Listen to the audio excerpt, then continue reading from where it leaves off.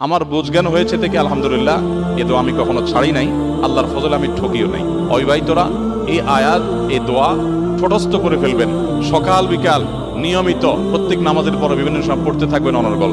মেয়েদের জীবন সঙ্গী নির্বাচনের ক্ষেত্রে কি কি বিষয় গুরুত্ব সহকারে বিবেচনা করা উচিত? ছেলে হোক আর মেয়ে হোক, জীবন সঙ্গী নিরূপণ করার ক্ষেত্রে নবী করিম সাল্লাল্লাহু আলাইহি সাল্লামের ঐতিহাসিক বক্তব্য রয়েছে, আপনারা অনেকে জেনে থাকবেন। ফাজফার বিজাতিদ দ্বীন, তিনি বলেছেন বিয়ে তো করা হয় সম্পদ দেখে, রূপ লাবণ্য দেখে, বংশমর্যাদা দেখে, এক একটা জিনিস দেখে অনেকে এক একজন বিয়ে করে, কিন্তু ফাজফার বিজাতিদ দ্বীন, তোমরা ধার্মিকতা দেখে বিবাহ করবে। এখন ধার্মিকতার ডেফিনেশন কি, এটা আরেকটা জটিল বিষয়। কারণ আমরা দেখি আজকাল অনেকেই আছেন যে দাড়ি আছে, টুপি আছে, মাশাআল্লাহ পাঞ্জাবি আছে, আবার মাদ্রাসা ব্যাকগ্রাউন্ডের, ধার্মিক মনে করে কোনো মেয়ে তার সাথে বিবাহ বন্ধনে আবদ্ধ হয়েছেন, তিনি বিয়ে করেছেন মাশাআল্লাহ দেখে, সাংসারিক জীবনে সেদিন নাউজুবিল্লাহ পড়া লাগতেছে। আবার এর উল্টোটাও হয়, বোরকা পরেন, হাত মোজা পা মোজা মেনটেন করেন, মাশাআল্লাহ ইসলামিক ব্যাকগ্রাউন্ড সবই ঠিক আছে, কিন্তু বিয়ের পরে ওনারও নাউজুবিল্লাহ বা আস্তাগফিরুল্লাহ পড়া লাগতেছে। এর কারণ হলো ধার্মিকতা আমরা বেশিরভাগ ক্ষেত্রে পোশাকে খুঁজি। ধার্মিকতা আমরা যতটা পোশাকে খুঁজি, আসলে পোশাকে এতটা ধার্মিকতা নাই। তাহলে ধার্মিকতা কিসে?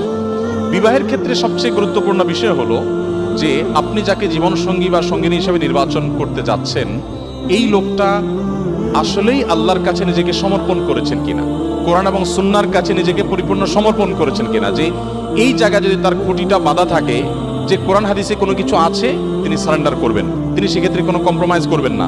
তার যত জেদ থাকুক, যত কষ্ট থাকুক, যত কিছু থাকুক, আল্লাহ এবং তার রাসূলের নির্দেশ পাওয়ার পর তিনি মাথা নত করে ফেলেন।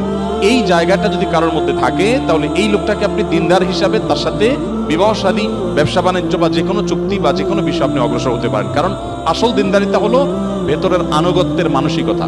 আল্লাহ তাআলার আনুগত্য যদি করবার জন্য মানসিকভাবে কেউ প্রস্তুত থাকে, এই লোকটা হলো আল্লাহ সুবহানাহু ওয়া তাআলার কাছে সিরিয়াস দিনদার, এই লোকটা হলো আসল ধার্মিক। লেবাস এবং পোশাক দিয়ে সবসময় ধার্মিকতা নিরূপণ করা বা ধার্মিকতা নির্ণয় করা, এটা সঠিক নয়। এখন প্রশ্ন হলো যে এই আল্লাহর প্রতি আনুগত্য আছে কিনা কিভাবে বুঝবো? এটার জন্য প্রথমত দীর্ঘদিন পর্যন্ত তাকে ফলো আপ করতে হয়, তার আচার আচরণ, কাজকর্ম এগুলো দেখতে হয়। অথবা যারা তাকে পার্সোনালি চিনে, এরকম মানুষগুলোর মধ্যে যারা আস্থা রাখার মতো, তাদের রেকমেন্ডেশনকে আমলে নিতে হয়। আর সবচেয়ে বড় কথা হলো যে জীবন সঙ্গী নির্বাচনের ক্ষেত্রে আসলে নিজেদের বুদ্ধি দিয়ে, বিবেক দিয়ে সবসময় উপযুক্ত মানুষ খুঁজে পাওয়া সম্ভবপর হয় না। এই জন্যই সূরা ফুরকান আয়াত নম্বর ৭৪, রব্বানা হাব লানা মিন আজওয়াজিনা ওয়া যুররিয়াতিনা কুররাতা আয়ুন ওয়াজআলনা লিল মুত্তাকিনা ইমামা। অবিবাহিতরা এই আয়াত, এই দোয়া ঠোঁটস্থ করে ফেলবেন, সকাল বিকাল নিয়মিত প্রত্যেক নামাজ